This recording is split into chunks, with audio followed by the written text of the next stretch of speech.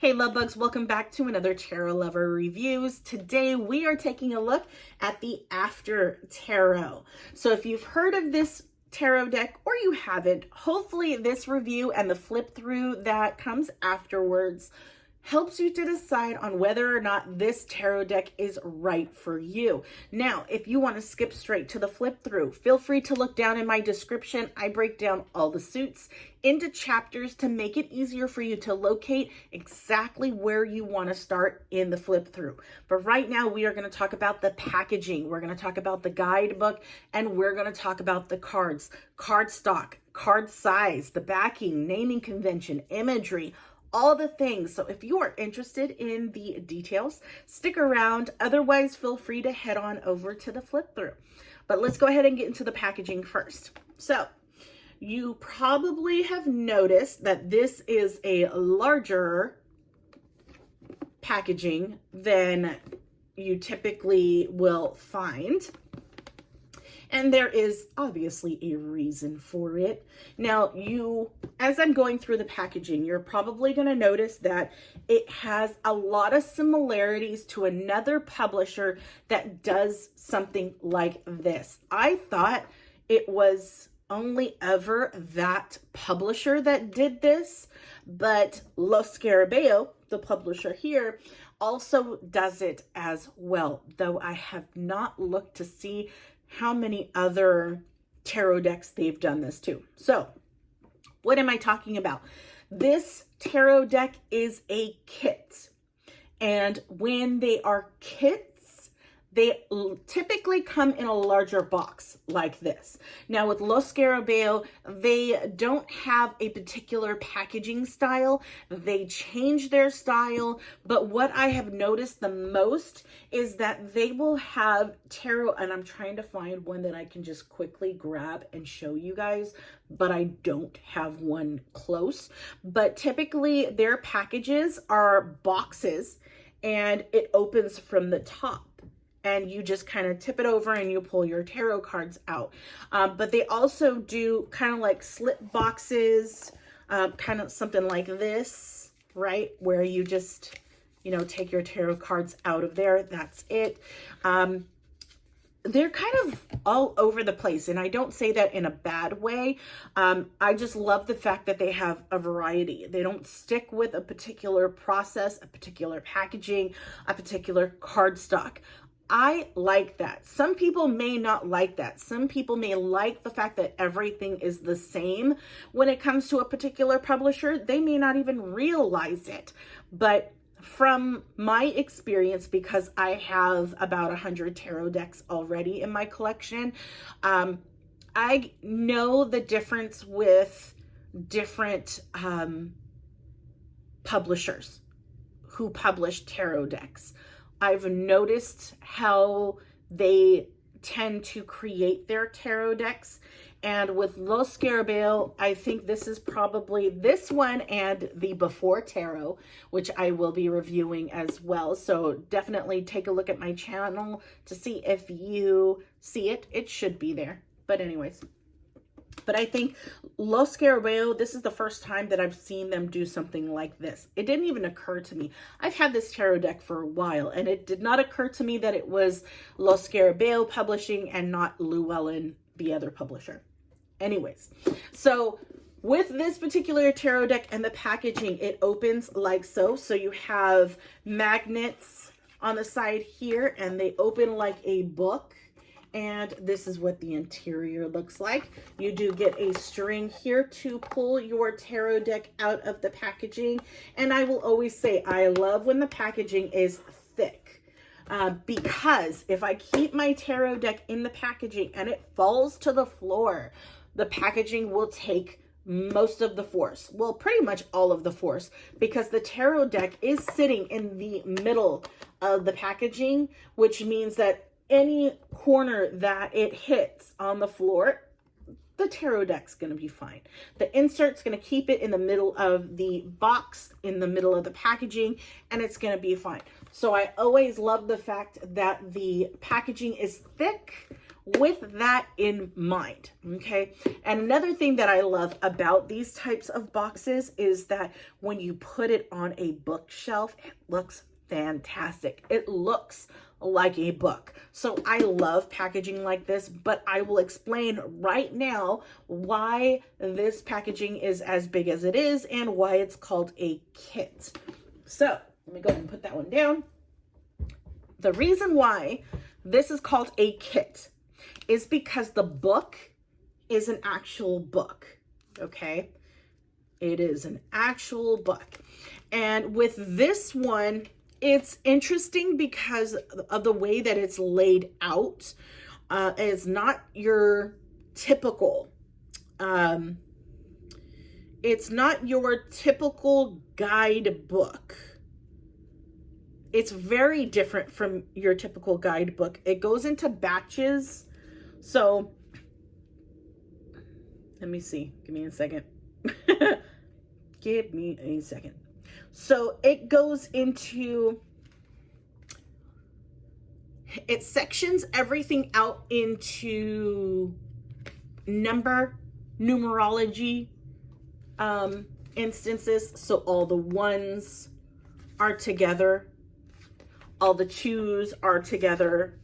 And it does go into depth, each of the cards for that particular number. So it'll go into the Magician, then it'll go into the Ace of Wands, and then it will go into the Ace of Cups. So it goes into every single card, but typically in a guidebook, it goes in order, I guess you can say. So it's like all major arcana are explained first, and then it goes into like all of the wands, all of the swords, all of the cups, all of the pentacles, in sections, right? This does not do that. It's all based off of numerology, all zeros, all ones, all twos, all threes. And then it goes into its explanation. So with its explanation, you get a card description, a section that kind of explains what you're seeing within the card, then the description, the card description, key symbols, and suggested interpretations. So that's pretty much what you are getting with every single card. And it just kind of breaks everything out that way. So you get like a little description, the card description, the key symbols, and then the suggested interpretation. So it's very interesting that it's set in this manner, but it makes sense because of the fact that this is the after tarot. Before I get into the tarot spreads, let's talk about that. So this is the after tarot. This is moments after the original Rider-Waite imagery. Okay, so we're going to kind of touch on the imagery right now. And typically I save that for last. But this follows the Rider-Waite-Smith imagery, except for its moments after the iconic imagery from the Rider-Waite-Smith. So there is a before tarot, that it's moments before the iconic imagery, and then there's after tarot that shows you moments after that iconic imagery from the Rider-Waite-Smith and gives you a glimpse into what will happen after that particular moment. So I love this because you can use this tarot deck for like future type readings, or you can, I've honestly been thinking about it, but with the cardstock on this tarot deck, definitely going to be not ideal, but just mixing this tarot deck with the before and the Rider-Waite-Smith and utilizing just that giant deck for readings. I think that would be so great, but the cardstock is a little thick, and you're looking at, if this is like that, can you imagine 2 additional tarot decks mixed with this? that's just way too much. So keep them separated and just you can use them in, you know, the before tarot being for your past reading, the Rider-Waite-Smith for your present, and then the after tarot for your future readings. You can do that. I've done that before. I found that really, really interesting. But yeah, this tarot deck is all about moments after the iconic Rider-Waite-Smith imagery. So it goes into explaining a lot of that within this guidebook. It does have tarot spreads in here, but I think they're a little bit different from your typical tarot spread. I mean, it's just one that it goes into, and well, no, it has 4 different tarot spread ideas that you can utilize. It doesn't have really, I mean, this is the only diagram that you have for one of the tarot spreads, but the other ones you don't get. But at least there's tarot spreads in here, right? Other than that, yeah, this definitely is something that you want to read and get a clearer understanding on how to utilize this tarot deck. I don't use this tarot deck as much, but still, I like the ability and the option to have this handy should I want to utilize it for a reading like that. But yeah, let's talk about the backing. Kind of got ahead of myself there, but let's talk about the backing. I love the backing of this tarot deck. It is so beautiful. It is a glossy finish, so the cards do tend to slip around. You can always use fanning powder to get rid of the slipperiness so that you have more control over these cards. But the cardstock is your standard tarot card size. Where is my... Let me get your, here we go. Standard Rider-Waite-Smith tarot card, just to give you an idea of the sizing. It is exactly the same height. It's just a little bit thinner from your standard tarot card, which you're not going to be able to tell the difference. At least for me, I can't tell the difference when I utilize the tarot deck. So really, it's pretty much the same. The cardstock. You heard me mention it. Cardstock is a little bit thicker. Though you have some flexibility, the cardstock is thicker. So it's not necessarily a Goldilocks zone type of cardstock. And what I mean by that is, best way I can explain it is if you were to shuffle your tarot cards in a riffle style shuffle, meaning this way, right? It's how much tension you get when you bend your cards like this. That's how you can tell whether or not the cardstock is either too thick or too thin. If it's too thick, you will find it very hard to bend your cards to shuffle in that manner. If it's too thin, you will, you'll just really tell that it's really thin because you can bend the cards a lot more than you may care to do a shuffle in that way. Not saying you have to shuffle your tarot decks like that. You can shuffle it however way you want to shuffle.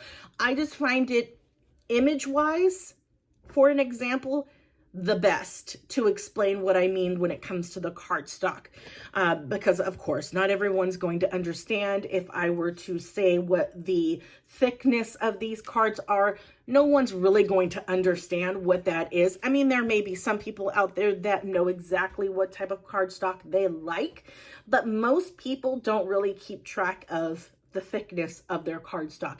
They just prefer examples, and I prefer to give them. So, yeah. That is the cardstock. So we already touched on the imagery. The only thing that we did not touch on is the naming convention, and you guessed it, it's exactly the same as the Rider-Waite-Smith. So all of the major arcana are named the same. All of the minor arcana are named the same. Okay, all of the court cards are named the same. So there is no difference, and you can definitely utilize, if you wanted to, another guidebook. But really, because it's the After Tarot. I don't think regular guidebooks out there would work too well with this particular tarot deck because of the theme. But you still could use it if you wanted to, just because they're still named the same. It's just the imagery that's different, and I think really makes a difference within a reading. But yeah, other than that, I hope this review has helped you in some way. If it has, leave a like. If you have a moment, check out my channel and see if there's any other tarot decks that you might be interested in looking at. And if there's one that you don't see that I haven't reviewed, leave me a comment. Let me know what that tarot deck is. I'll see if I haven't already reviewed it. If I don't have that tarot deck, I will add it to my list of ones that I should consider in purchasing. I'm trying to bring it down a bit because I have way too many tarot decks and I'm running out of room. So still, doesn't mean you shouldn't tell me, okay? All right, guys, without further ado, here is the flip through. Enjoy, and I will talk to you guys later. Bye.